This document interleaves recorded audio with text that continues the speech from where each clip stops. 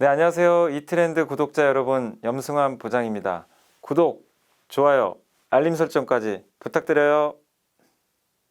네, 안녕하세요. 2021년 2월 16일 오늘 마감 시황 방송 시작하도록 하겠습니다. 자, 오늘 이제 방송하기에 앞서서 이제 질문들이 좀 많이 들어오신 게 있어가지고 그거부터 그냥 해결하고 바로 방송 좀 시작을 할게요. 일단 이제 설날 선물 있잖아요. 뭐 포트폴리오나 그 자료, 그 자료를 어디서 보느냐. 요 자료 말씀하시는 거죠. 뭐 유망 포트폴리오. 요거 좀 많이들 말씀하시는 것 같은데, 그거 이제 하는 게 여기 네이버 들어가셔가지고요. 여기 ETF 트렌드 있죠. ETF 트렌드를 일단 검색을 하시면 이렇게 여기 떠요. 그럼 여기 이제 유튜브 말고 밑에 ETF 트렌드라고 있어요. 요게 이제 홈페이지거든요. 그래서 요걸 그대로 따라가시면 돼요. 따라가시면 이렇게 하나 뜨죠. 그럼 여기서 ETF 아카데미라고 있습니다. ETF 아카데미, ETF 팁이 있죠. 여기 고정이 안 되는데, 아무튼 ETF 아카데미, 그러니까 여기 살짝 올리시면 ETF 아카데미, ETF 팁이라고 있어요. 요거를 꼭 클릭을 해주세요. ETF 팁이. 그러면 여기 그 엠블리의 2021 투자 전략, 요걸 누르세요. 누르면 이제 화면이 바뀌는데, 여기에 들어가 있습니다. 물론 여기 뭐 회원가입은 무료니까 여기 홈페이지 가입을 하신 다음에 요거 누르면 받을 수 있습니다. 회원가입 하셔가지고. 그래서 그 회사로 워낙 지금 전화가 많이 와가지고 이 자료 어디서 다운받냐. 근데 여기서 받으세요. 유튜브에는 올릴 수가 없어요. 자료가 안 올라가요. 그 자료가 안 올라가서 여기 그 메이크잇 홈페이지, ETF 트렌드 홈페이지 요 클릭해서 회원가입 하시고 받으시면 되겠습니다. 그렇게 좀 해주세요. 이해되시죠? 이렇게 해서 받아가시면 좋을 것 같습니다. 그리고 또 이제 물어보신 분들이 또 몇 분 있어요. 다른 피어 그룹이 뭐냐? 저희 책에도 나와 있습니다.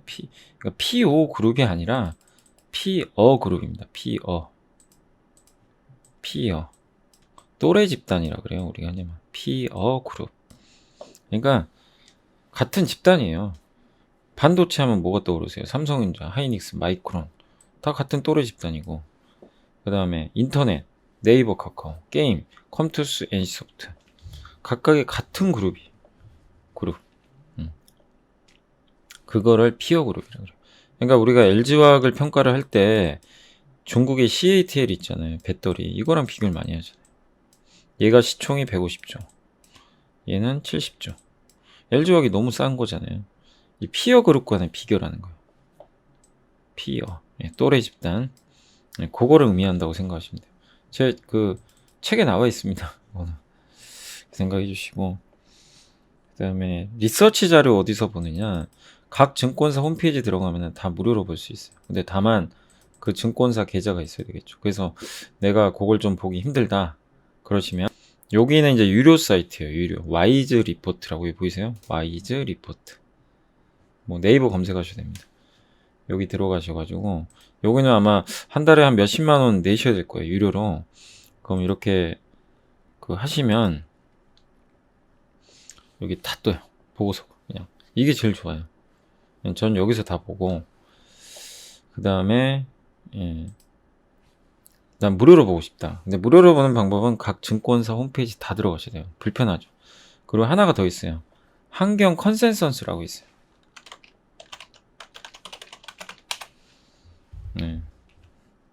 환경 컨센서스. 요걸 잠깐만 네이버에서 검색하시면 될 것 같아요. 이렇게 이제 검색을 하시면 이렇게 뜨거든요. 그래서 이렇게 환경 컨센서스닷컴 있죠. 요 메인 위에 거. 컨센서스 환경닷컴입니다. 요거를 클릭을 딱 하시면 이렇게 떠요. 뭐 아마 이런 식으로 뜰 거예요. 아마 처음에 화면 이런 식으로. 그럼 여기에 기업 리포트 산업 다 볼 수 있어요. 기업. 뭐 위에는 검색하는 창이고. 이해되시죠? 이런 식으로 해서 보시면 돼요. 종목. 근데 단점은 아까 제가 보여드린 그 유료 있죠. 와이즈 리포트는 거의 대부분 다 나오고, 이건 무료잖아요. 무료인 대신에 모든 회사, 모든 증권사 보고서가 다 안 나와요. 무료인 대신에. 그러니까 그거는 염두를 해두시고 보시면 좋겠습니다. 그래서 리서치 자료는 무료는 여기서 보시면 되고, 유료는 와이즈 리포트를 활용을 해주시면 될 것 같습니다. 그리고 제 책에 이제 아마 수정반은 그렇게 나갈 수 있는데, 그 예전 보는 저희 ETF 제가 그 이제 란에 보면 이제 주린이가 가장 궁금해하는 최대 질문 77, 제 책에 보면 이제 ETF 란이 있잖아요. 거기 세금에서 원래 이제 처음에 발행했을 때는 제가 이거 좀 잘못 썼어요. 그래서 국내 주식형 ETF는 비과세이지만 매매 차익 발생 시 다음 연도 금융주 소득 종합과세에 포함된다. 요거 원래 요 내용이 들어가 있는데 그건 아닙니다. 요건 좀 잘못된 거고, 국내 주식형 ETF는 일단 비과세는 맞는데 국내 주식형 ETF가 아니라 기타 ETF가 있어요. 예. 그런 경우에는 매매 차익이 발생할 경우에 다른 금융수익과 합쳐서 2천만 원이 넘게 되면 금융소득 종합과세에 포함이 됩니다. 그래서 요거는 좀 주의를 해주세요. 그러니까 물론 이제 네이버 검색하면 ETF 그 세금에 대해서 다 나와요. 그거 좀 참고하시면 되지만 어쨌든 국내 주식형 ETF가 매매 차익에, 그러니까 주식형, 주식과 관련된 ETF를 매매 차익에 발생했다고 금융소득 종합과세에 포함되는 건 아닙니다. 제가 포함되는 걸로 써버려가지고, 그래서 주식형 ETF는 비과세이면서 금융소득 종합과세에 포함이 안 됩니다. 안 되지만 주식형 외의 상품들 있죠. 뭐 파생이라든가 그 외의 것들은 그 다른 금융수익과 합산해서 2천만 원이 넘으면 그 금융소득 종합과세에 포함될 수 있다는 거 투자하실 때 좀 유의하시면 되겠습니다. 그래서 개정판은 그렇게 좀 바꿨으니까 참고로 해주시고, 혹시 좀 또 모르실 것 같아서 다시 한번 좀 언급을 해드렸습니다. 어쨌든 세금 부분, ETF 세금 부분은 뭐 검색을 하셔서 좀 더 확인하셔도 되는 거니까, 아무튼 수정을 했다 이렇게 좀 말씀을 좀 드리고 싶습니다. 자, 오늘은 이게 하기 전부터 좀 제가 서론이 너무 길었죠. 질문이 워낙 많아가지고 그거 좀 답변해드리라고 좀 그랬고, 그 다음에 저희 그 023779-8880 이렇게 전화를 하실 때 여러분들이 그 전화 하시는 건 좋은데 계좌 개설 위주로 좀 물어보시고요. 사실 거기는 계좌 개설 위주로 이제 답변해드리는 거고, 뭐 기업이나 뭐 아니면 어떤 다른 상담이나, 거기는 좀 고객 상담센터를 이용해 주시면 감사할 것 같습니다. 그렇게만 좀 다시 한번 당부를 드리겠고, 자, 오늘 시장 바로 말씀드리겠습니다. 오늘 종합주가지수는 일단은 강세로 또 잘 마감이 됐고 3163포인트에 오르다 좀 밀리긴 했지만 그래도 잘 마감됐고, 다만 코스닥이 좀 오늘 안 좋았죠. 아시겠지만 HLB 때문에 HLB가 폭락을 했어요. 그래서 오전부터 폭락하면서 지금 거의 하한가 가 있죠. 그래서 이 내용은 또 말씀을 드리겠지만 자꾸 왜 이런 일이 발생하는지 잘 모르겠어요. 허위 공시 의혹. 뭐 이게 믿고 투자할 바이오 기업이 참 없는 건지 참 어렵습니다.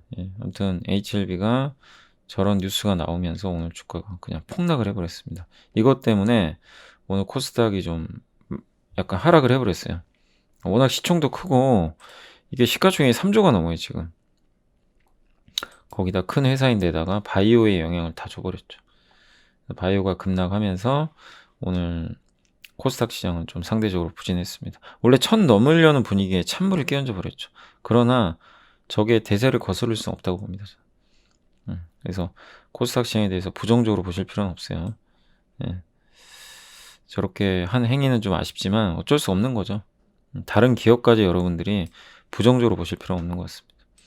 그래서 아직 시장의 상승은 좀 끝나지 않았다 이렇게 생각해 주시고 여전히 긍정적으로 봐주시고, 오늘 섹터 쪽으로는 그 쿠팡 효과 때문에 종이목재가 좀 상대적으로 강세 보였고, 그리고 이제 제가 여기 근무하는 곳이 KT타워거든요. 오늘 KT 직원분들 혹시 가지고 계신 분들 있을지 모르겠는데 KT의 날이었습니다. 진짜 오늘은 KT가 올해 좀 뭔가 변화할 거는 같아요. 저번에 나스미디어처럼 KT 그룹이 뭔가 좀 변모를 보일 거라는 기대감 때문에 주가가 완전 날아가 버렸습니다. 그래서 KT의 주가 상승이 지금 뭐 너무나 익숙하지 않죠. 이런 상승이 나온 적이 없으니까. 근데 이제 그렇게 된 배경은 일단은 뭐 배당도 많이 뭐 괜찮은 데다가 이익도 나쁘진 않아요. 그리고 뭔가 회사가 체질을 바꾸려고 노력을 할 것 같아요, 올해. SK텔레콤은 작년에 통신 외의 사업을 많이 확장을 했는데 KT도 올해 좀 그러지 않을까. 그런 기대감들이 좀 작용을 했던 것 같아요. 그래서 오늘 뭐 이렇게 큰 폭으로 주가가 움직였던 것 같습니다. 네. 아무튼 KT의 뭔가 변화, 새로운 변화를 투자들이 인식하는 것 같고 같이 따라다니는 게 나스미디어예요. 그러니까 KT가 이 미디어 회사인 나스미디어를 활용을 해서 광고도 하고 새로운 성장 동력을 발굴할 수도 있는 건데 이렇게 되면 나스미디어의 역할이 더 중요해지겠죠. 그러니까 제가 작년 하반기부터 계속 언급드렸던 이제 인크로스는 잘하고 있는데 KT는 뭔가 좀 아쉽다. 근데 그 그림이 이제 조금씩 그려져요. 그럼 나스미디어가 굉장한 수혜를 받을 수가 있어요. 그러니까 SK텔레콤의 인크로스, KT의 나스미디어 연결지어서 한번 잘 생각을 해보시면 좀 좋을 것 같습니다. 오늘 KT가 한 풀이 했고 오늘 음식료도 상당히 좋았습니다. 오늘 동원 F&B가 호실적, 하이트질러도 오랜만에 주가 이제 더 나쁠 건 없어요. 또 오리온도 좋았고 대상도 드디어 실적 발표 이후에 좋은 움직임 보여주고 있는 것 같습니다. 그래서 음식료 기업들 다 워낙 싸고 저평가돼 있어요. 그리고 오늘 네이버, 카카오도 좋았고 비금속 광물, 건자재 주도 막 요새 호재가 좀 많은 것 같더라고요. 예. 오늘 좀 급등 나왔고 특히 KCC 글라스, 뭐 성신양의 시멘트, 건자재 이쪽이 상당히 좋았습니다. 철강주도 오늘 분위기 좋았고요. 이제 구리 가격 급등 때문에 그래요. 원자재 가격 급등 때문에 좋은 분위기 이어졌습니다. 반면에 오늘 하락한 건 역시 제약바이오. 예. 제약바이오 어쩔 수가 없어요. HLB 때문에. 그래서 오늘 좀 분위기가 상당히 안 좋았고 그리고 기계, 의류 쪽도 조금 쉬어갔다. 이렇게 보시면 좋을 것 같습니다. 의류 쪽에서는 최근에 많이 오른 FNF가 좀 빠졌고요. 그리고 섹터 쪽으로는 역시 그 쿠팡 관련주인 그 골판지 회사들 주가가 굉장히 좋았고 쿠팡 관련주, 뭐 물류 관련주, 비철금속, 구리 관련주, 통신, 또 오늘 JYP가 정말 부진했는데 오늘 급등, 빅히트도 오늘 급등을 했습니다. 그러니까 음원 음반도 오늘 좋았고 전 개인적으로 계속 너무 편애한다고 뭐라고 하지 마시고 저는 뭐 JYP를 좋아합니다. 예, 아무튼 그렇고요. 그리고 또 광고, 오늘 광고 관련 기업들도 특히 지오소프트가 실적 좋은 것 같더라고요. 오아시스 마켓 아시죠?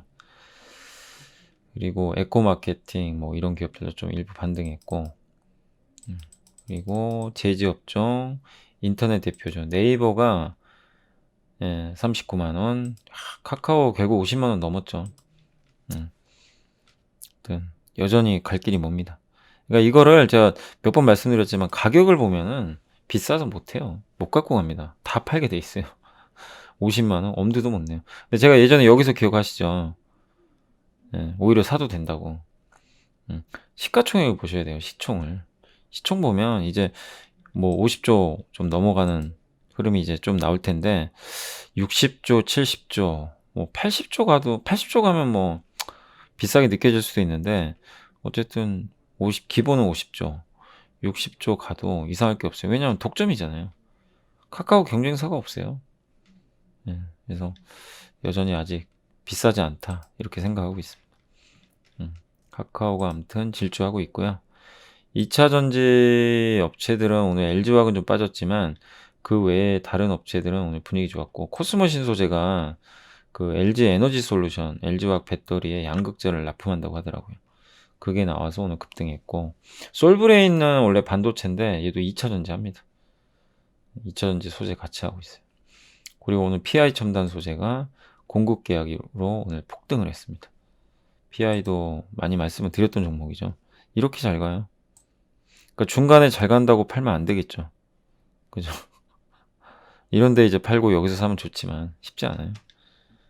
지금은 조금 이제 약간 오버스팅은 하고 있는데 어쨌든 뭐 좋은 모습인 것 같고 미디어, 영상 콘텐츠 뭐 오랜만에 그 강원랜드도 이제 재개장한다고 하더라고요. 그런 모습이 있고 롯데관광개발이 오늘 좋았고 비트코인도 여전히 좋은 모습이 계속 이어지고 있다. 이렇게 보시면 좋을 것 같습니다. 예, 다 전반적으로 좋았는데 빠진 쪽은 역시 바이오입니다. 바이오.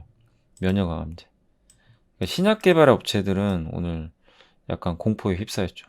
그리고 최근에 많이 올랐던 우주항공 관련 기업들도 오늘 좀 조정을 받았습니다. 근데 오늘 SFA도 좀 급등하고 오늘 OLED 관련주들이 되게 많이 올랐어요. 어제 AP 시스템하고 뭐 힘스 이런 거 말씀드렸잖아요.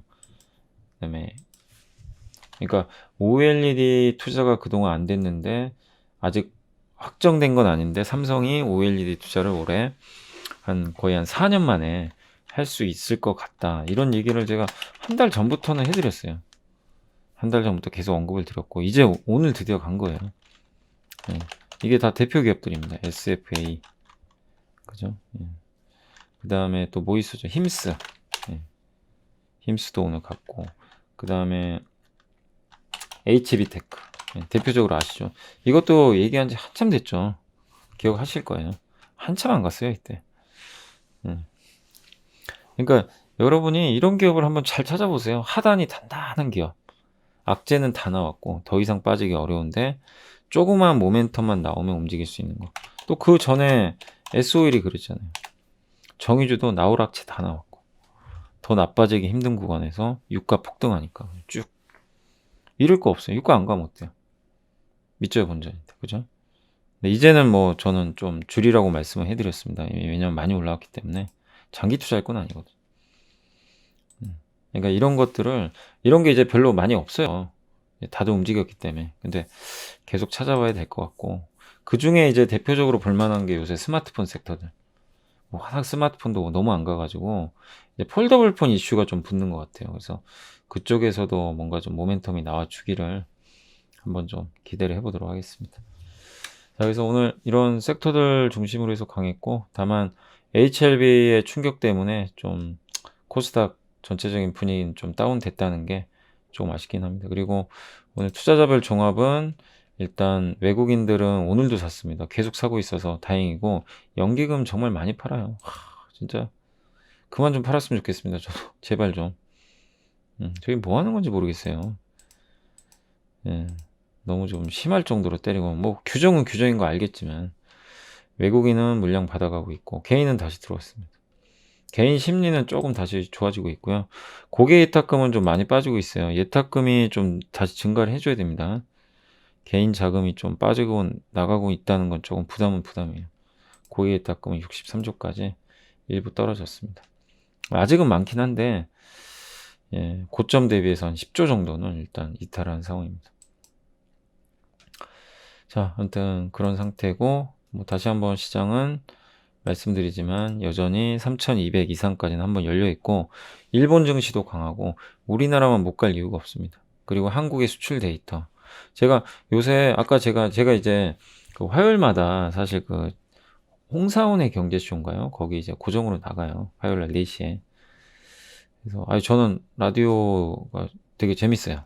네, 라디오 출연하는 게 좀 재밌고 아무튼 예, 아까도 이제 재밌게 방송하고 왔는데 실시간 또 상담도 되고 하니까 근데 어찌됐건 간에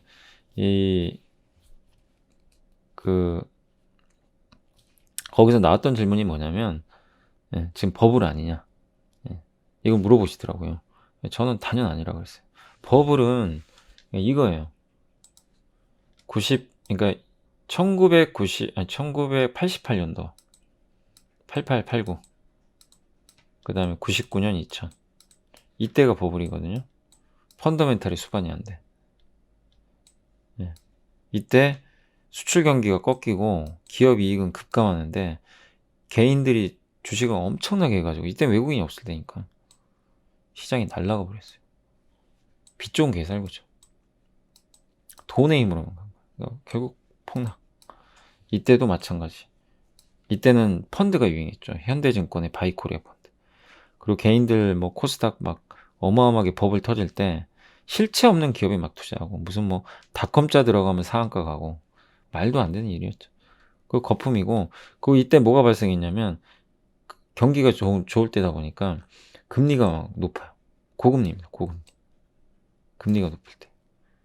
그러니까 여기서 긴축을 한 거죠. 금리를 옥죄면서 긴축을 하니까 유동성이 이제 나중에 줄죠.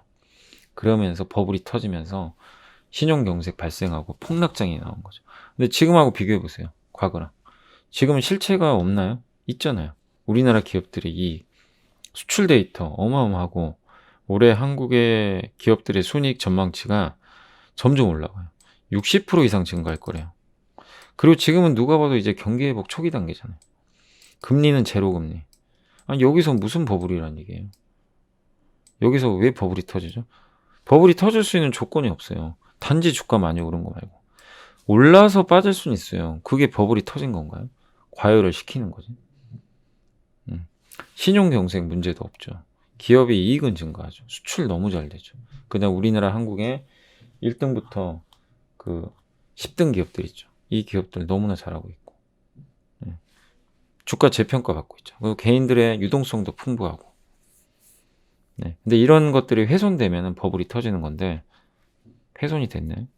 이제 시작 같은데. 네. 그리고 금리가 어쨌든 높아야 돼요. 버블이 터지려면. 금리 여기 있단 말이에요. 정책금리 말씀드려요. 네. 아직은 많이 올리지도 않았고 경기 회복 아직 본격적으로 시작도 안 했어요. 근데 이런 상태에서 단지 많이 올랐다는 이유만으로 버블이라 보는 거는 저는 좀 비논리적이다. 이렇게 일단 말씀을 좀 드리고 싶고, 그리고 유동성만으로 갔다고 폄하하신 분들이 되게 많아요. 근데 왜 유동성만으로 간 건가요? 지금 올라간 기업들 보세요. 삼성, SK, LG, 뭐 현대차그룹, 우리나라 4대 그룹. 이 기업들이 여러분이 산 돈으로 간 건가요? 아니잖아요. 풍부한 유동성도 있지만 다 좋잖아요. 실적 좋고 뭐 배터리, 반도체, 전장 부품, 전기차, 자율주행, 예, 뭐 비메모리, 또 바이오 중에 CMO, 예, 이런 기업들, 또 카카오, 네이버 같은 플랫폼 기업들 숫자로 증명하잖아요. 예. 근데 이거를 거품으로 평가절하할 이유가 있는지 좀 잘 모르겠어요. 그렇게 따지면 나스닥은 엄청 버블이죠. 그럼 나스닥은 우리나라보다 더 말이 안 되는 거 아닌가요? 그렇게 따지면 훨씬 비싸잖아요. 예. 나스닥에 비하면 한국은 아무것도 아니에요. 그냥 세 발의 피해요. 버블도 아닙니다. 버블 근처에도 못 가요. 나스닥에 비하면. 그래서 저는 그러니까 우리가 합리적으로 생각은 해봐야 돼요. 버블이면 버블인 거 인정을 하고 그래야 되는데 절대 버블은 아니라고 생각하고 다만 많이 올라왔기 때문에 과열을 시키는 조정은 언제든 나온다. 그래서 나왔잖아요. 그죠? 그런 상태에서 조정 마무리하고 가는 건데 뭐가 문제인지 모르겠어요. 그리고 그런 분들이 많다는 건 전 또 좋다고 말씀드렸죠. 어제도. 비관론자가 많아야 된다니까요. 예. 그래서 이런 걸 종합해 봤을 때 아직은 시장 상승 끝난 거 아니다. 저는 그렇게 좀 말씀을 드리고 싶습니다. 네. 자, 그리고 오늘 이제 뉴스들 좀 말씀을 드릴게요. 예.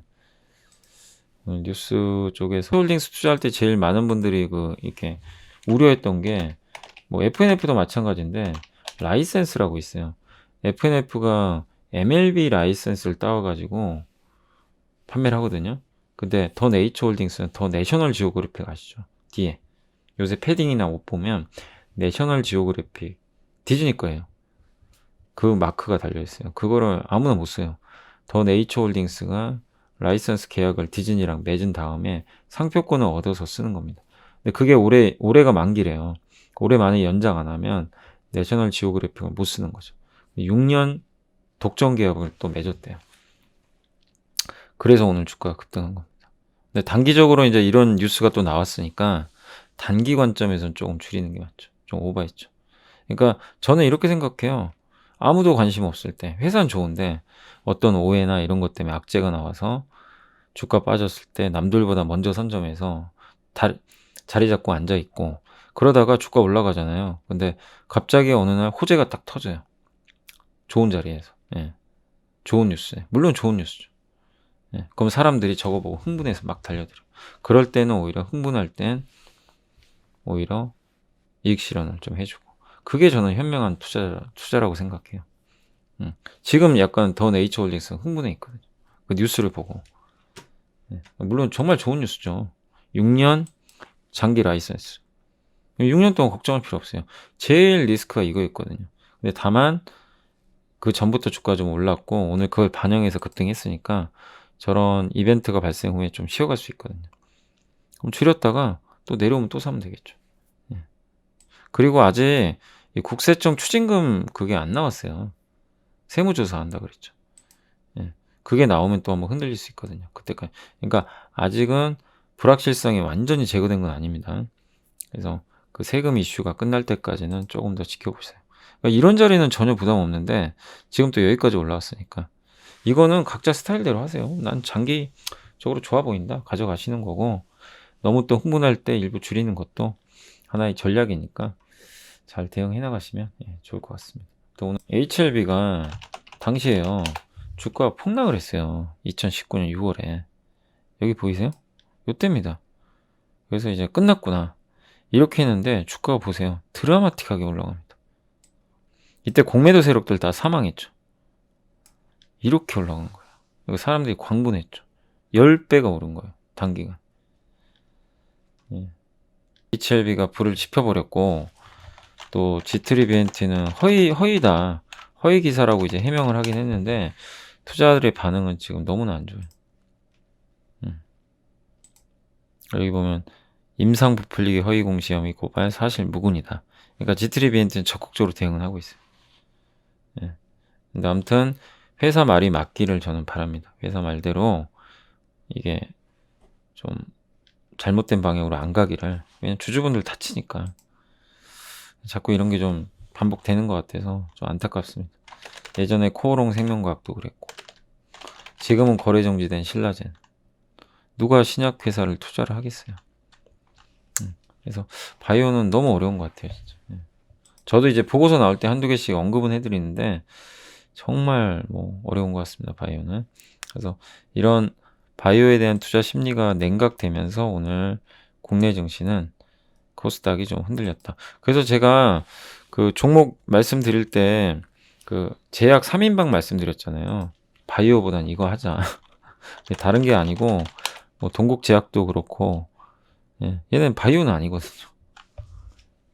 그러니까 좀 기존에 신약 개발하는 회사가 아니니까 상대적으로 리스크가 별로 없어요.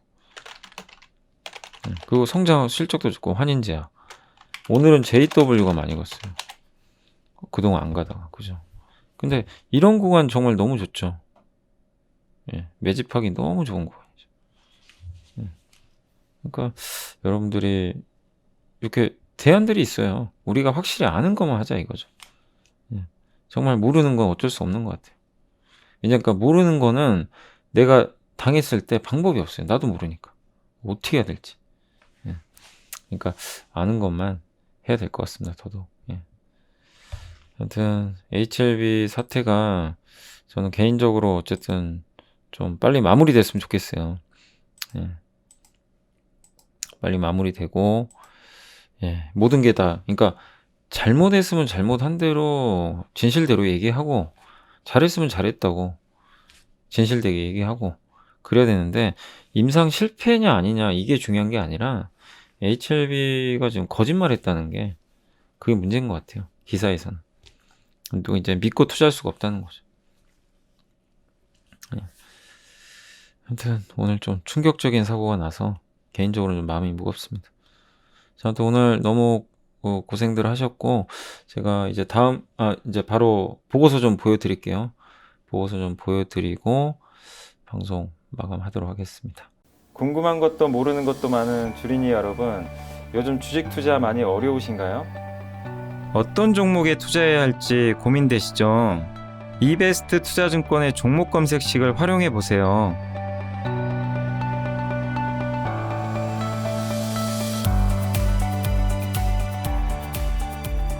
종목 검색식 만들기가 어렵다면 제가 여러분에게 이베스트 종목 검색식을 선물해 드립니다.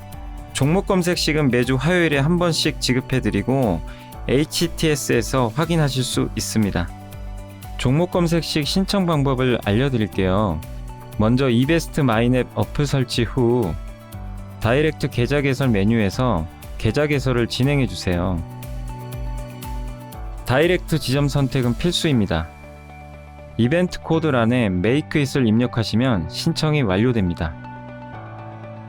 궁금하신 사항은 02-3779-8880으로 연락주세요. 제가 여러분의 성공 투자를 끝까지 응원해 드리겠습니다.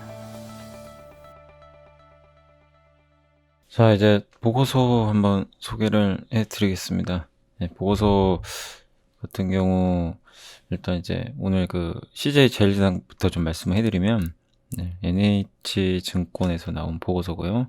화이트 바이오라고 이 시대가 열렸다라고 나오는데 이제 그 바이오 플라스틱 아시죠? 네, 그거 관련해서 국내에서는 가장 좀 앞선 업체라고 보시면 좋을 것 같아요. 그래서 PHA 시장 진입을 통한 새로운 성장 동력을 확보했다. 기존 이제 음식료 회사에서 친환경 이제 플라스틱 만드는 어떻게 보면 화학 회사죠. 화학 회사가 되는 어떤 이제 분기점이다. 이렇게 보시면 되겠고, 이게 PHA가 뭐냐면 해양 생분해되는 친환경 바이오 플라스틱. 해양에서 바닷물에서 분해가 되는 거죠. 그러니까 플라스틱은 사실 분해도 안 되고 썩지도 않아요. 근데 이걸 통해서 이제 썩는 플라스틱을 만든 거죠.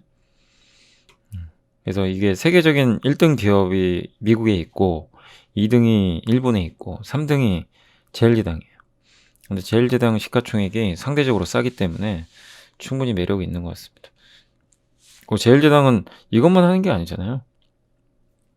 기존의 음식료 사업도 하고 있고, 근데 이런 것들이 플러스 알파로, 그러니까 기존의 음식료, 사료 첨가제 여기에 바이오 플라스틱이 추가되는 거죠. 계속 회사가 성장하는 거죠. 이런 그림들이 나오고 있어서 굉장히 좋은 것 같습니다. 그리고 이 플라스틱은 뭐 중국도 그렇지만 한국에서도 좀 처리하기가 힘든 정도로 지금 이 심각한 환경 문제를 일으키고 있는데, 일단 생분해성 플라스틱은 기존 플라스틱을 전혀 사용하지 않고 박테리아나 조류, 곰팡이와 같은 미생물로 분해될 수 있는 겁니다. 그래서 100% 분해가 되고요. 그 다음에 이산화탄소 이런 것처럼 자연적인 부산물만 생성이 됩니다. 그러니까 분해를 해도 뭐 전혀 이상이 없는 거죠. 그래서 향후에는 이게 몇 년이 될지 모르겠지만 어차피 시대 흐름상 이제 기존의 플라스틱은 점점 없어지겠죠. 그러니까 마치 자동차가 내연기관차가 없어지고 전기차로 가는 그런 흐름하고 비슷해요. 플라스틱도 바이오 플라스틱. 이걸 선점하는 자가 누구냐 이거예요. 제일제당이 그걸 하고 있으니까 장기적으로 한번 그림을 그려보시면 좋을 것 같아요. 제일제당도. 그리고 오늘 PI 첨단 소재는 예전부터 좀 많이 보고서 보여드렸죠. 근데 오늘 또 주가 급등했는데 전일 그 방열 시트용 PI 필름 공급 계약을 공시를 했고요. 이게 665톤 규모라고 합니다. 그래서 전체 출하량 기준으로는 18% 정도. 그리고 한 10개월 정도 공급을 하는 것 같아요. 그래서 여기 스마트폰에 들어가는 거죠. 방열 시트. 그죠? 스마트폰에 들어가. 그래서 수급이, 그러니까 이 PI 필름이 이게 지금 공급이 되게 부족한 것 같아요. 글로벌 1등 업체인데 요새 뭐 모든 부품이 다 공급 부족해요. 근데 이 핵심 소재를 만드는 기업들의 가치가 올라갈 수밖에 없겠죠. 그래서 이런 부분들이 오늘 주가에도 고스란히 녹아들면서 주가 상당히 큰 폭으로 급등한 것 같습니다. 그리고 자동차에도 들어가고 스마트폰, 2차 전지 다 골고루 들어가요. 그래서 PI 첨단 소재가 좀 한 1년 정도 주가 안 좋았는데 계속 좋은 어떤 퍼포먼스를 보여줄 것으로 기대를 하셔도 좋을 것 같습니다. 그러니까 19년도에 되게 안 좋았거든요. 작년에 조금 회복, 이제 올해는 상당히 예전 최고치 넘는 거죠. 영업이익률이. 자, 그리고 이제 종목만 먼저 말씀드릴게요. 메가스터디 교육 같은 경우 오늘 역시나 큰 폭으로 주가가 좀 상승을 하고 있습니다. 이게 뭐 온라인 교육 회사인 거 아시죠? 고등교육, 절대 강자, 대성 마이맥하고 4분기 매출액은 별로 안 좋았습니다. 그러니까 4분기 실적은 2억밖에 안 돼요. 근데 아시겠지만 비수기죠. 4분기는. 왜냐면 수능이 다 끝나니까. 예. 그래서 고등부 매출액은 뭐 641억 정도 나온 것 같고요. 그래서 온라인 부분은 고성장을 했는데 오프라인이 좀 타격을 많이 받았다. 이건 당연한 거죠. 학원 영업이 안 되니까. 근데 올해는 다르다고 합니다. 거리두기 단계가 완화되고 당연히 올해는 좋아지겠죠. 예. 그래서 코로나 리스크에 탈피하면서 오프라인 학원 매출이 상대적으로 좀 증가할 것으로 보시면 좋겠고, 올해 영업이익은 949억을 예상했는데 와, 어마어마합니다. 204% 증가한대요. 그러니까 단가 인상, 스타 강사를 영입을 했고, 그 다음에 고3만 하는 게 아니라 이 메가패스를 결제를 하면 모든 강의를 한 번에 들을 수 있잖아요. 근데 고1, 2학생들도 메가패스 결제를 많이 하는 것 같아요. 그리고 앞으로가 더 좋은 게 디지털 대성도 마찬가지지만 정시 비중이 늘어나요. 그러니까 수능을 봐야 돼요, 이제는. 지금 예전만 해도 이제 수시 면접이라든가 수시 입학 비율이 높았는데 이제 점점 정시 수능 시험을 보고 입학을 해야 되는 이제 비중이 늘어나기 때문에 그렇게 보면 메가스터디 같은 기업들이 수혜를 받겠죠, 향후에. 예전에도 한번 제가 보고서 보여드렸던 것 같아요. 그 입시 관련해 가지고. 네, 아무튼 실적 올해 기대감 때문에 주가가 큰 폭으로 올라가고 있습니다. 올해 실적 예상치 이게 맞는지 모르겠지만 PER은 7배 정도. 그래서 굉장히 저렴하다. 메가스터디 교육도 주가 좀 올랐기 때문에 좀 눌림목이 나와야 될 것 같긴 하지만 굉장히 매력 있다라고 보시면 좋을 것 같아요. 네, 괜찮아 보이고요. 그 다음에 파트론도 사실 주가 완전 바닥이거든요.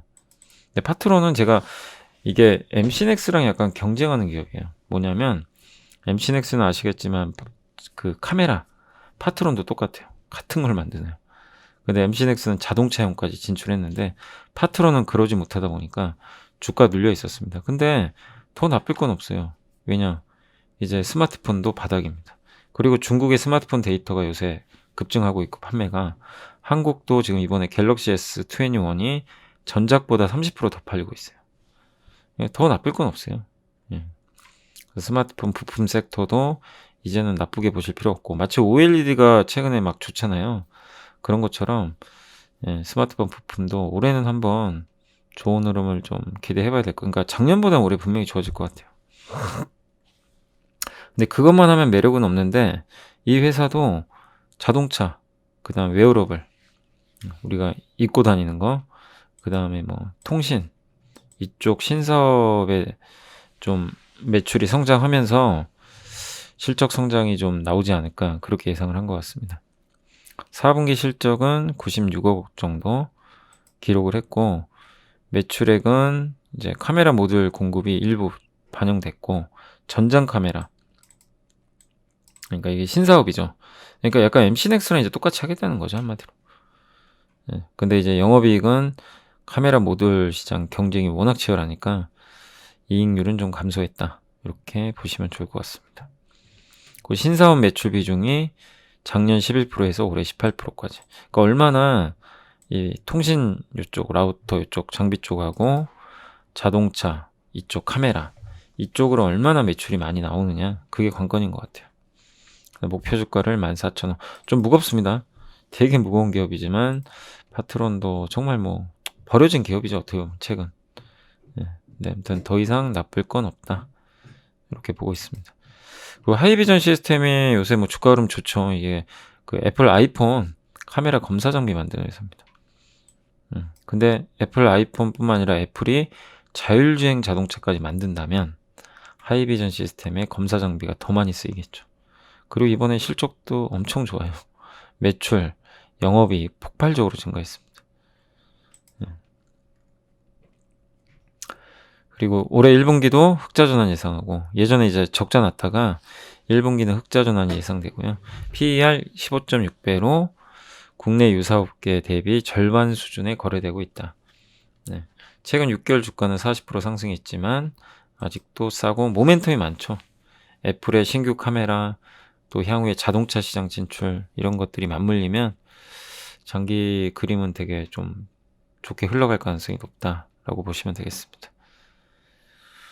이거 공교롭게도 하이비전 시스템도 아무튼 스마트폰 쪽이에요. 그 휴메딕스는 이제 휴원스 자회사로 알고 있는데, 이게 이제 목표 주가 28,000원 유지를 했고요. 영업이익 70억으로 서프라이즈. 실적이 되게 잘 나왔습니다. 그래서 관절염 치료제 뭐 이런 것들은 부진했지만, 이 회사가 주력을 하고 있는 톡신, 뭐 보톡스라든가 필러 있죠, 주름 피는 거. 이런 에스테틱 라인업이 매출이 전반적으로 좋아서 실적이 좋아졌다. 이렇게 보시면 되겠고, 그 다음에 뭐 필러, 톡신, 매출액 15%, 16%씩 증가를 해줬고요. 연결자회사 휴원스 메디컬 매출액이 190%나 증가했다고 합니다. 코로나19 진단키트도 만들고 있어요. 근데 이거는 어차피 진단키트 쪽은 점점 크게 성장할 지금 상황은 아니니까 이 부분은 어쨌든 반영된 건 좋지만 좀 지속성은 떨어질 수 있다는 건 염두에 두시면 좋겠습니다. 일단 실적은 되게 잘 나왔습니다. PER 14배, 내년에 12배. 그러니까 주가는 상대적으로 좀 저렴은 한 것 같아요. 다만 코로나 진단키트 관련된 기업으로 한번 그 실적이 좀 반영된 게 있어서 이 부분은 오히려 조금 부담이 될 수도 있어요. 그러나 본업은 필러랑 이쪽 뭐죠? 여기 톡신 이쪽 제품들이니까 이게 매출이 좀 증가하고 있다는 건 상당히 의미가 있다. 이렇게 말씀을 드리겠습니다. 그래서 휴메딕스도 일단은 좋은 뭐 보고서 같아요. 근데 뭐 여기서 뭐 임팩트가 있다기보다는 어쨌든 오늘 실적에 대한 좀 긍정적인 평가를 한 것 같습니다. 영업이익이 일단 77%나 증가했으니까 실적은 좋은 거죠. 자, 그렇게 보시고 이제 좀 보고서 몇 개만 더 보여드리면, 일단 이제 주식 전략과 관련해서 금리가 상승하잖아요. 근데 금리 상승과 주식시장에 영향이 있어요. 근데 지금 미국의 10년 만기 국채 금리가 1.2%, 코로나19 이전이 1.5%입니다. 그래서 금리는 좀 당분간 올라갈 것 같은데 이게 좋은 금리인지 나쁜 금리인지를 봐야 된다고 하더라고요. 그러니까 과거 6번의 금리 상승기가 있었대요. 이게 국채 금리가. 이렇게. 그래서 98년부터 그러니까 여기 93년, 94년, 98년, 2000년 뭐 이런 식으로 돼 있는데 98년부터 2000년 1월까지는 아시아 외환 위기 이후 닷컴 버블 직전, 2003년에서 2007년은 중국 중심, 세계 증시 상승, 2008년 12월부터는 금융위기 직후 회복, 2016년 10월도 트럼프 대통령 당선 후에 감세, 이런 것들 때문에 금리가 좀 이제 위로 갔던 시기인데, 과거 금리 상승 시기를 보면은 짧으면 4개월, 길게는 4년 가까이 상승이 지속됐다고 합니다. 그러니까 주가는 그럼 어땠냐? 과거 6번의 금리 상승 시기에 한국과 미국 증시는 모두 올랐어요. 그러니까 금리가 상승하는 구간 동안 증시가 어쨌든 올랐습니다. 우리가 생각하는 거랑 반대죠. 금리 오르면 증시가 급락한다고 우리가 다 생각하는데 실제로는 그렇지 않았어요. 다 올라갔습니다. 그리고 그 중에 6번 중 4번은 한국이 더 많이 올라갔다고 합니다. 금리에 대해서 이제 분석을 한 건데 실제 데이터를 보면 그렇게 뭐 증시의 악재였던 적이 아니에요. 오히려 이 금리가 올라가면서 긍정적으로 작용한 것도 분명히 있는 것 같습니다. 그럼 지금과 비슷한 과거 금리 상승 시기는 어떤 업종이 좀 좋았나 이걸 나타내는데, 아무튼 지금과 같은 이제 금리 상승기에 주로 좀 강했던 업종이 뭔지 그걸 좀 보여드릴게요. 아, 이거 되게 버벅대네요. 여기 나와 있는데 이 금리 상승 시기에 지수보다 좋았던 거는 IT 하드웨어, 자동차, 디스플레이, 반도체. 지금 다 주도주들이에요. 소프트웨어. 은행 쪽 빼고는 대부분은 다 주도 업종입니다. 그래서 과거 사례를 살펴본 거예요. 금리 상승은 주식시장에 부정적이지 않았고 오히려 올랐던 시기에 모두 좋았다. 왜냐 이게 경기 회복을 반영하는 거니까. 그러니까 단지 물가가 오르고 그런 것 때문에 금리가 올라가는 거는 좀 그럴 수 있다고 쳐도, 잠시만요. 네. 아무튼 이제 금리 상승은 시장에 이제 우리가 생각하는 것과 좀 다르게 모두 다 긍정적이었다. 오히려 좋은 금리, 경기가 회복되는 거니까 나쁘지 않았다. 이렇게 보시면 좋을 것 같고, 한국 증시가 오히려 성과가 좋았던 적도 있고, 이런 업종들이 좋은 퍼포먼스를 보였다라고 생각해 주시면 될 것 같습니다. 그러니까 우리가 생각하는 거랑, 그러니까 저도 그랬어요. 금리가 상승하면 저도 이거 안 좋은 거 아닌가? 이렇게 생각을 했는데 전혀 그러질 않아요. 예. 오히려 좋은 금리 상승도 있었다라고 보시면 좋을 것 같습니다. 예. 자, 그리고 이제 요거는 그 하나금융투자에 김경민 연구원님이 이제 써주신 건데, 낸드 관련해서 쓴 거예요. 그래서 지난 목금에 반도체 지수가 이제 급등을 했는데, 낸드 산업 전망 이제 가격 전망치가 상향됐대요. 그러니까 낸드 플래시죠. 오늘 그 솔브레인이 좋았잖아요. 근데 그게 이런 영향 때문인 것 같아요. 그러니까 낸드가 그동안 사실 안 좋았는데 전망이 상향됐어요. 근데 이제 한국 낸드 공급사에서 이걸 점검해 보니까 미국은 좋은데 한국은 또 아니라는 거죠. 그러니까 온도차가 느껴지는 겁니다. 근데 이게 시차가 좀 발생한다고 합니다. A라는 기업이 낸드 제품을 공급하는데 3개월 후에 공급할 제품의 계약 가격을 지급 협상한다고 가정을 해보면 상당한 물량의 제품이 현재 거래되는 계약 가격에 거래된다면 실제로 4월, 5월, 6월에 계약 가격이 상승해도 그런 흐름은 2분기가 아니라 3분기에 이렇게 반영이 된다고 보시면 좋을 것 같아요. 그러니까 지금 이 계약하는 그 계약 가격이 거래가 된다고 해도 이게 당장 반영되는 게 아니라 한 분기를 더 건너뛰는 거죠. 그래서 그 시차 때문에 한국이 조금 이게 그 계약 가격 반등이 아직은 느껴지지 않는다. 이렇게 보시면 좋을 것 같아요. 그리고 낸드의 전방 산업에서 서버, 데이터 센터, 이게 재고는 아직도 양호한 편인데 전통적 서버 시장, 이게 기업형에서는 재고가 아직도 좀 많은 것 같아요. 그래서 요게 확인될 때까지는 좀 시간이 필요하다. 이렇게 보시면 좋을 것 같아요. 그래서 단기적으로 약간의 온도차가 있지만 업황은 회복 추세다. 가격 전망이 상향되고 있기 때문에. 그래서 이익 개선은 속도의 문제일 뿐이다. 그리고 삼성전자 증설 규모도 중요하다. 근데 이 김경민 연구원은 시설 투자 규모가 줄지 않을 걸로, 그러니까 긍정적으로 표현을 했죠. 그래서 낸드 쪽도 지금 조금 이제 분위기가 좀 좋은 쪽으로 전개되고 있다. 이렇게 보시면 좋을 것 같아요. 그래서 비중 확대 의견입니다.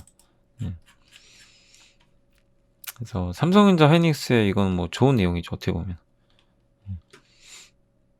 그리고 미국의 그 미국 증시가 요새 워낙 좋은데 실적 장세가 본격화되고 있다. 이렇게 보시는 게 좋을 것 같아요. 그러니까 미국이 그동안 증시가 많이 올랐지만 실적도 좋아하지 않냐. 여기에 대한 의문부호가 되게 많았어요. 근데 실제 실적도 좋아요. 지금. 예. 연초 이후 주당 순이익이 6.5% 상향됐고, 어제 우리나라의 그 수출 데이터 보셨죠? 똑같아요. 미국의 기업 이익 데이터도 좋게 상향되고 한국도 마찬가지예요. 한국의 올해 순이익 전망치가 58%에서 62%로 상향 조정됐어요. 이익은 좋아요. 그러니까 거품일 수가 없는 거예요. 거품은 돈의 힘으로 올리는데 이익은 꺾이는 거거든요. 펀더멘트랑 꺾이는데 돈의 힘으로 주가 올라가는 거예요. 그건 버블이에요. 지금은 아니에요. 돈의 힘도 있지만 실적이 뒤에서 가파르게 진 거예요. 그래서 증시가 쉽게 폭락을 안 해요. 그래서 미국이 저렇게 올랐는데도 단단한 겁니다. 그러니까 이게 되게 중요한 거예요, 이익이. 예. 그래서 경기 선행 지표들이 지금 되게 좋게 나오고 있고, 경제 지표가. 이익은 상당히 좀 저평가돼 있고. 그래서 주당 순이익이 고점을 경신하고 실적 장세가 이제 본격화됐다. 그러니까 실적 장세로 넘어갈 수 있다. 이렇게 보시는 게 좋을 것 같아요. 미국 같은 경우. 그렇게 되면 이제 올해 실적 좋은 기업들이 각광을 받겠죠. 그러니까 저도 올해 계속 말씀드리는 게 올해 실적 좋은 걸 계속 찾아봐야 돼요. 작년보다 올해 좋아지는 그림들이 나오는 거. 그게 뭐가 될지 고민하면 거기에 답이 있어요. 그러니까 제가 어제 뭐 AP 시스템도 한번 말씀을 드렸지만 앞으로가 좋아지는 게 중요한 거거든요. 예. 그게 뭐가 될 거냐. 이게 포인트가 될 가능성이 높습니다. 예. 화장품도 올해 분명히 작년보다 올해 좋아질 것 같고. 그러니까 그런 그림들을 보셔야 되고, 물론 제일 좋은 건 지금도 좋고, 앞으로도 좋은 거죠. 예, 그럼 더 좋죠, 사실. 그것만큼 좋을 게 없죠. 근데 그거는 일단 좀 지켜보셔야 될 것 같아요. 그러나 현재까지 나온 데이터로는 상당히 좀 고무적이다. 이렇게 보시고, 그 다음에 전략 관련해가지고 유한타증권에서 나온 보고서인데, 일단 지금 원자재 수출국으로 옮겨간 증시 모멘텀이라고, 지금 왜냐면 유가가 막 급등하잖아요. 원자재 수출국은 어디죠? 브라질. 이런데. 남아공. 예. 그러니까 제조업 기반의 국가들이 그동안 강했거든요. 근데 요새 원자재 가격이 올라가니까 이런, 예, 나라들의 그 실적이나 아니면 증시도 흐름도 좋을 수밖에 없는 거죠. 구리 가격도 이렇게 급등하고. 그래서 2월 달에 페루 증시가 무려 9%나 급등을 했다고 합니다. 그리고 2월 달에 전 세계 49개국 중 가장 높은 수익률을 기록한 것은 인도라고 합니다. 예. 올해 인도의 성장률은 11%, 내년은 6.8%. 엄청난 성장입니다. 예.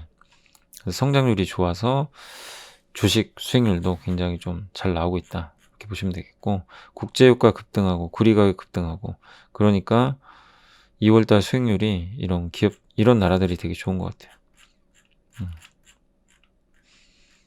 그리고 특히 인도가 좋고요. 인도가 이렇게 인도 성장률이에요.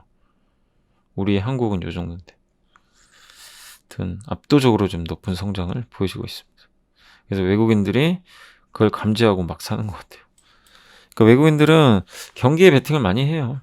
근데 최근에 우리나라 증시도 좀 사고 있는데, 진짜로 우리나라 경기를 좋게 보는 건지 모르겠지만 적어도 작년보다 올해가 좋으니까 기대를 해봐야 되겠습니다. 자, 그리고 니케이가 3만 포인트 돌파를 이제 했죠. 일본 증시의 대표 지수인 니케이가 3만 포인트를 돌파했고, 1980년 8월 이후 30년 6개월 만에 드디어 돌파됐습니다. 일본이 돌파했다는 건 전 세계에서 제일 못난이거든요. 일본이 증시가. 예, 이번 달이 8.8%. 독보적으로 강합니다. 근데 일본 지수가 강한 이유는 코로나 확진자가 급감하고 백신 접종 임박, 그 다음에 경제 지표도 GDP도 좀 잘 나왔고, 그 다음에 지수의 산업구조 특성. 예. 소프트뱅크를 제외하고는 대부분이 산업재, 경기, 소비재, IT 업종. 좀 경기에 민감한 섹터들이죠. 이런 기업들의 주가가 이제 경기 회복을 반영하면서 강하다라고 보시면 되겠고, 미국, 대만, 한국, 유럽, 일본 순으로 경기 회복 기대가 확산되고 있다. 일본이 제일 꼴찌거든요. 뒤늦게 니케이마저 30년 최고치. 그러니까 결국 전 세계 증시가 코로나 리스크에서 다 탈출을 하고 있는 것 같습니다. 그렇게 의미부여를 하시면 좋을 것 같아요. 예. 그리고 이제 자동차 반도체 공급이 지금 부족하잖아요. 지금 엄청나게 부족하대요. 그래서 하반기에 자동차주들 제대로 생산이 안 된다. 그런 얘기 많이들 들어보셨을 거예요. 또 일본의 르네사스, 이게 자동차 반도체 전문 기업인데, 요게 뭐 지금 공장 가동이 중단돼 버렸고요. 지진 때문에. 삼성은 반도체 비중은 자동차 쪽은 5% 내외밖에 안 됩니다. 예. 근데 이제 경쟁사인 대만의 UMC 같은 경우는, 예, 현재 가동률이 굉장히 높은 편이고요. 예. 가격 인상 뭐 일단 움직임도 있는 것 같아요. 그리고 TSMC가 12인치에서 생산되는 55나노 제품의 15에서 20%를 자동차 반도체로 할당을 한대요. 자동차 쪽이 급하니까 기존의 디스플레이 구동칩이거든요. 여기서 자동차 반도체로 넘기는 거죠. 네. 그러니까 자동차가 제일 급하니까 그쪽을 하는데, 근데 이쪽을 하면 또 이쪽이 부족해져요. 그러니까 공급이 안 돼요, 지금. 쇼티지. 그래서 증설을 해야 됩니다. 도대체 언제 할 거냐가 좀 관건이긴 한데, 요새 기사는 계속 나오지만 삼성이 반도체 뭐 일단은 설비 투자는 오스틴 공장 중심으로 할 가능성 분명히 있고요. 거기에 디스플레이 쪽도 아마 투자할 가능성이 분명히 있습니다. 그래서 삼성의 이런 투자 여부에 따라서 코스닥 소부장 기업들의 좀 주가 흐름도 결정될 수 있다. 이렇게 보시면 좀 좋을 것 같습니다. 자, 아무튼 이제 보고서는 여기까지 좀 해드리고, 일단 여기 그 메리츠 증권의 보고서도 좀 있긴 있는데, 뭐 그냥 간단히만 말씀드리면 추세는 바뀌지 않는다. 무엇이 추세를 바꾸 지금 증시가 많이 올라와서 좀 되게 불안정한 상태죠. 많은 사람들이 그래요. 지금 증시 올라오는데 재미는 없고 불안함을 많이 느껴요. 그래서 저는 오히려 좋게 보는 거예요. 이게 불안한 사람들이 많을수록 증시가 고점 아니거든요. 모든 사람이 한 방향을 봐야 돼요. 근데 절대 그런 상황은 아닙니다. 그래서 아직은 증시가 추세적으로 급락할 가능성은 별로 없다. 이렇게 보시면 좋을 것 같습니다. 그리고 이 증시가 어쨌든 이제 우리가 좀 조심을 해야 될 거는 요겁니다. 신용위험과 유동성 경세. 이게 발생하면 진짜 조심해야 된대요. 근데 신용위험은 기업의 파산이에요. 그러니까 채권 스프레드, 채권 금리가 튀면 위험한 거죠. 그래서 채권 금리가 너무 막 가파르게 뻥뻥 튀면 그때는 지금 조심을 해야 되는데 그런 리스크는 지금 거의 없는 상황이고, 유동성 경색은 달러가 없는 거죠. 작년 3월에 달러가 없었어요. 그래서 진짜 위기였다고 그러더라고요. 작년 3월에 한국이 달러가 없었어요. 그래서 증시가 막 폭락하고 난리가 났죠. 근데 달러 수합하면서 유동성 위기 차단, 증시 급등 나와버리죠. 역대 장기 강세장이 이제 종료된 배경으로는 이 두 가지가 작용을 했다고 합니다. 근데 지금은 전혀 그런 게 없어요. 이상 징후가 없습니다.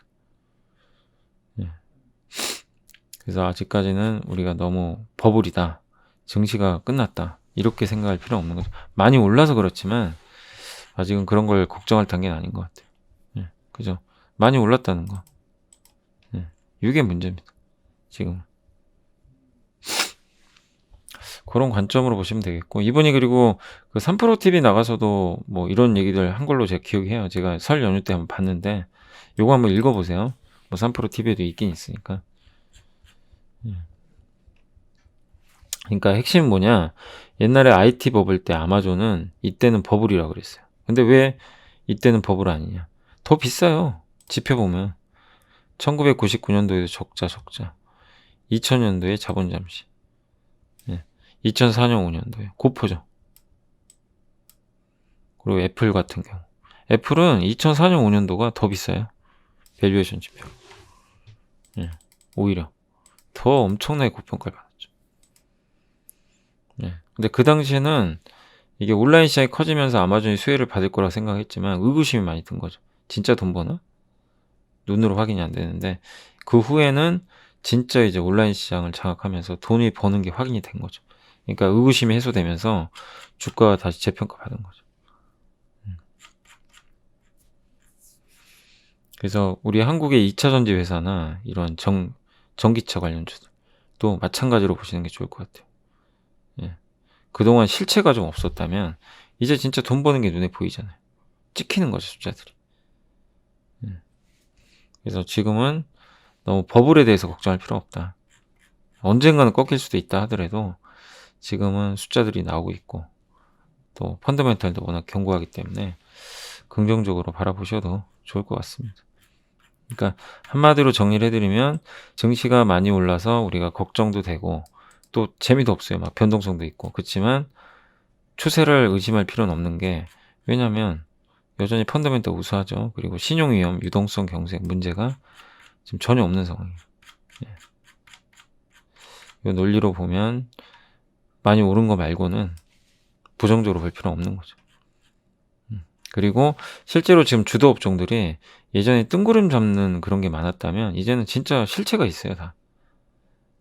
실체가 있는 숫자가 찍히는 기업들이 시장을 주도하고 있기 때문에 펀더멘탈도 단단하다, 이렇게 생각하시면 되겠습니다. 결론적으로 시간 좀 약간의 기간 조정 때문에 시간 걸려도 너무 염려하지 마시고 긍정적인 시장 방향을 보시면서 대응하시고, 항상 주도주는 주도주대로 흔들릴 때 담아가시고, 그 다음에 주도주가 아닌 거, 이제 SOL은 제가 한번 어제 말씀드렸죠. SOL 같은 경우는 이제 너무 단계에 많이 올랐잖아요. 근데 우리가 장기로 가져갈 종목은 절대 아니에요. 정유주는 어느 정도 수익 나면, 뭐 그런 류의 종목들은 그렇게 가격 매력이 없어지면 파시는 거죠.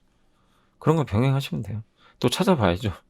그래서 스마트폰 부품도 약간 이제 그런 섹터죠. 유독 못 올라갔던 섹터고, 또 그런 섹터들 또 있으면은 언급을 해드리고, 그럼 제가 오늘 보고서도 보여드렸지만 좀 올랐다는 기업들이라 할지라도 올해 전망이라든가 성장할 룸이 남아 있으면 그거를 올랐으니까 그냥 '에이 하지 말자.' 이게 아니라 좀 공부해 보시고 언젠간 조정 나와요 주가라는 건. 분명히 기회를 줘요 여러분들. 아까 메가스터디 교육도 많이 올랐잖아요. 그런 기업들이요 또 어느 날요 이거 안 보고 있으면요 빠져 있어요. 그럴 때 편하게 들어가세요. 제가 이런 보고서 괜히 보여 드리는 게 아니잖아요. 음. 그런 것도 메모하셨다가 무조건 사시라는 얘기가 아니에요. 나름대로 공부하신 다음에 타이밍을 좀 재 보세요. 예. 근데 너무 올랐으니까 지금보다. 그리고 이제 제가 보고서를 이렇게 해 드리지만 일각에서는 좀 이게 제가 이렇게 보고서 이렇게 보여 드리는 게 좀 불편한 데도 좀 있나 봐요.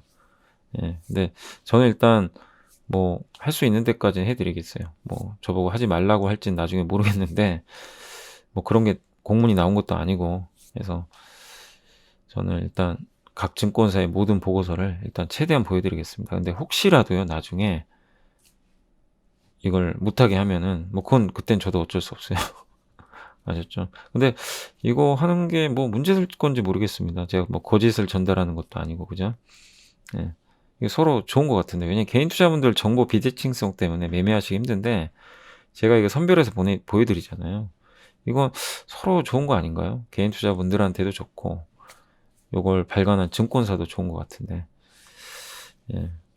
아무튼 일단 제가 할 수 있는 데까지는 하지만 나중에 혹시라도 요걸 못 보게 하는 그게 좀 혹시라도 나오면은 그땐 제가 언급을 한번 드릴게요. 네. 자 아무튼 오늘도 고생하셨고 오늘은 뭐 HLB 때문에 좀 증시가 변동성이 좀 컸는데 근데 시장 HLB 때문에 증시의 방향이 바뀌진 않습니다. 시장 여전히 긍정적으로 보시고 평소대로 여유 있게 좀 안 가는 종목이 있어도 또 너무 스트레스 받지 마세요. 때 되면 또 갑니다. 반도체 그렇게 안 가다가 요새 가잖아요. 그래서 여유 가지고 투자하시면 좋을 것 같습니다. 저는 또 내일 뵙겠습니다. 감사합니다.